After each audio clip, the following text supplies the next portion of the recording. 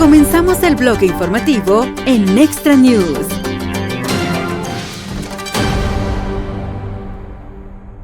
Glad to have you in Middle America. You bring up Middletown, Ohio. It's a lot like La Crosse, Wisconsin. It's not Very unlike similar. my hometown of Sherman, Texas. All about 40 to 50,000 people. Yep. Manufacturing towns. And there's a lot of excitement today, but it hasn't always been that way, to your point. Whether or not That's it's been job loss, an opioid crisis, a cultural malaise, and a sense of loss of purpose, I believe, is deeply rooted in what's happened in Middle America. What do you think that's done to America? Well, I think it was very bad for our country, and all these problems are very connected, right? You take a dad who's got a good middle-class manufacturing job, is able to support, a family, a couple of kids, and then that job disappears. Well, now the family is feeling financial stress that it wasn't 10 years ago, wasn't 20 years ago. So sometimes families dissolve in the wake of that. That stress affects the kids. Some of those people turn to drugs, and all this stuff is very connected. And if you look at what the president is trying to do, it's also all connected. And I think that it's why it's leading to this very early days of an American Renaissance, because you bring jobs back, you give people hope, optimism, you give them a little extra money to spend in their pocket. Maybe some of those people go and start a business, but then simultaneously we're focused on the southern border because we don't want this poison to come into these communities and destroy people from fentanyl and other related problems. So I kind of think in the same way that America's decline was a problem of interconnected issues, I think this American Renaissance led by the president is also interconnected, and we're trying to work on all these different problems, because if we solve all these problems, it leads to a virtuous cycle. Well, the big beautiful bill is big. It is interconnected as well. It is. What would you say to the people that are sitting right on the other side of this curtain? By the way, there is a beautiful bridge being built right on the other side of this curtain. Yep. But what would you say to them about the big beautiful bill and how it begins to address the depth of what you just laid out, those problems? Well, I'd say, look, it's all connected. We're going to talk to, obviously, in a little bit to the crowd that's assembled. We're going to say a few things. Number one is you've got the biggest amount of money for border enforcement that we've seen in our country's history. Those criminal cartels that are bringing the fentanyl into places like Wisconsin that are killing people by the bushel. We are now going to war against those cartels in a way that we've never done before because of that big, beautiful bill. We've also got incredible working families tax cuts to reinvigorate the economy here in Wisconsin. So you've got the child tax credit going up. You've got no tax on overtime, no tax on tips. 27% of Wisconsin workers worked an overtime shift in the last year. 5% of Wisconsin workers rely on tips, either in part or entirely. So this is going to mean a lot more money in people's pockets. And of course, if they got more money in their pocket, they can spend it on American-made products. And that's the final point, is the President of the United States, this is not the main part of the working families tax cuts. We're going to make it easier to save and invest in the United States of America. The tariffs, of course, are separate, but it's all connected, because if we make it easier to build things in the United States of America, we're also making it harder to build things overseas. This generation of failed American economic policy, where we rewarded companies for putting factories in Mexico or in China or somewhere else. No, we got to reward people for putting factories right here in middle America, right here in Wisconsin, employing good American workers to make great American products. That's the whole purpose of of President Trump's economic agenda. And again, it's already bearing real fruit, but it's going to, I think, lead to a great American renaissance over the next 3 years. I saw this morning that in 74 out of 100 metro areas in the United States, half of all starter homes are unaffordable Yes. for the average American worker.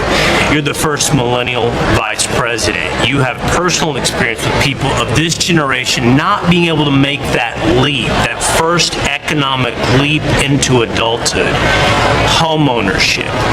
Is the system rigged?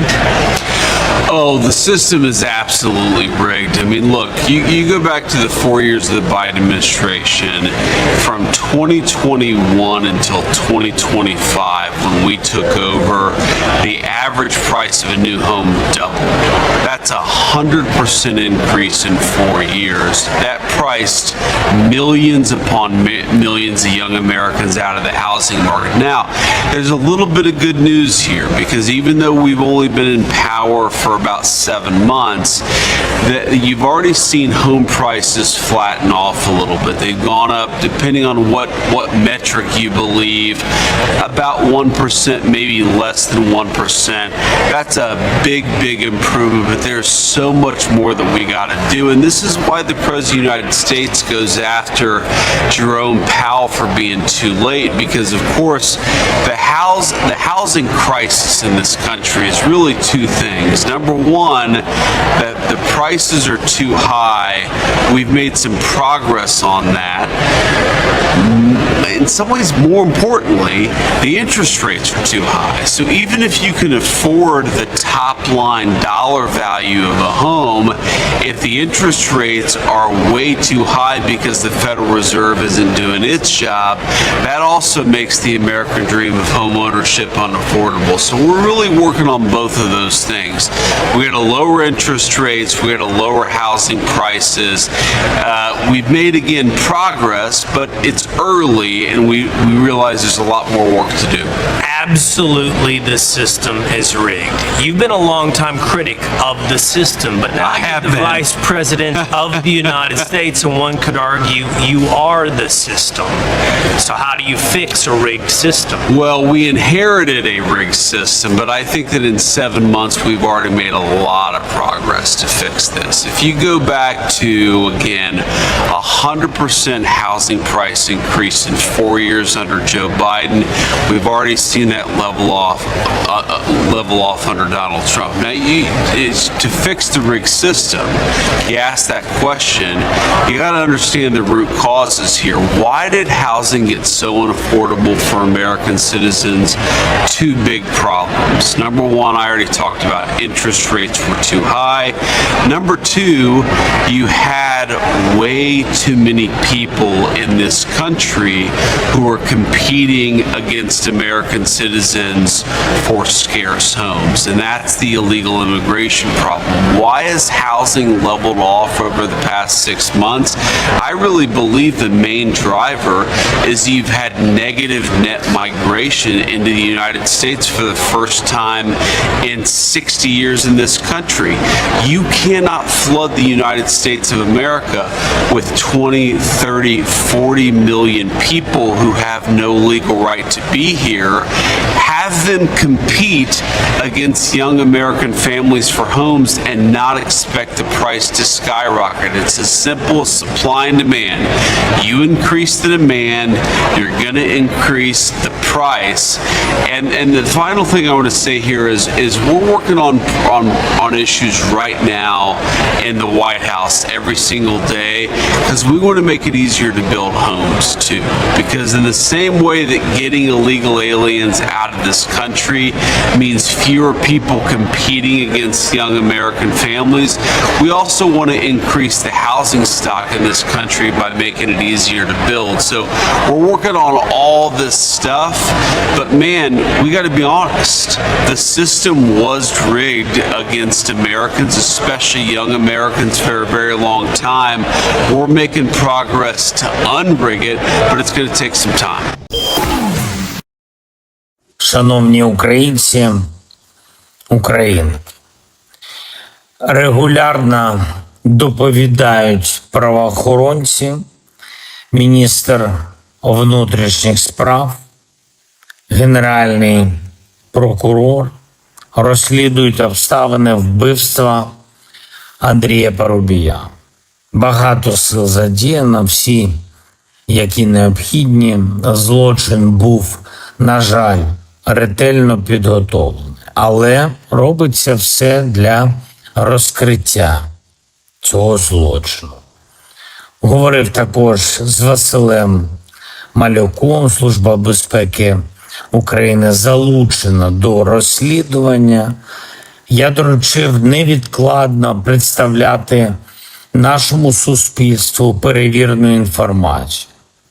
Мої співчуття рідним та близьким друзям Андрія Парубія. Вічна пам'ять. Тривають роботи в кількох областях після нічних російських ударів. Масштабна атака була по Запоріжжю, Дніпровщині, Київщині, по інших наших регіонах. Географія удару від Харкова до Луцька. Десятки людей постраждали. Тільки в Запоріжжі 29 людей поранені, серед них 3 дитини, 1 людина загинула. Більше 500 російських дронів, 45 ракет. Значну частину вдалося збити, зокрема балістику. 6 балістичних ракет, 32 крилаті ракети. Також наші сили знешкодили за ніч 510 дронів, більшість з них шахеди. Це вже другий такий масштабний удар Росії за тиждень. Абсолютно нахабні дії, якими Росія демонструє, що без тиску світу на неї припинення війни не буде. Це все чіткі сигнали і для Сполучених Штатів Америки, і для Європи, для лідерів, які цими днями в Китаї і будуть зустрічатись з Путіним. Щойно я говорив з прем'єр-міністром Індії Моді саме про те, що зараз відбувається. Росія продовжує війну, продовжує вбивства. І важливо, що прем'єр-міністр Індії підтримав, що припинення вогню потрібне, і тоді це буде чіткий сигнал, що Росія готова до дипломатії. Розраховуємо, що це звучатиме на зустрічах в Китаї. Путін тільки морочить голову лідерам та втягує їх собі у спільники, відкидає загрозу санкцій, відкладає таким чином, і більше нічого його не цікавить. Важливо, щоб ми разом дотисли Росію до припинення війни. Сьогодні був у мене на доповіді Рустем Умєров. Він повернувся після зустрічі в Туреччині, в Еміратах. Також були зустрічі в Саудівській Аравії та в Катарі. Ми працюємо з Швейцарією також. Кожна з цих країн готова бути майданчиком для перемовин про закінчення війни. Я дякую їм за це. Чекаю зараз на доповідь після зустрічі в Америці Андрія Єрмака. Він говорив зі Стівом Віткофом.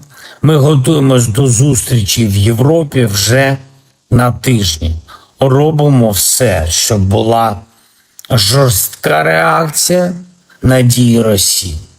Дякую всім, хто нам допомагає. Слава Україні! Muy pronto, vuelve a escuchar las noticias más relevantes en este canal de noticias.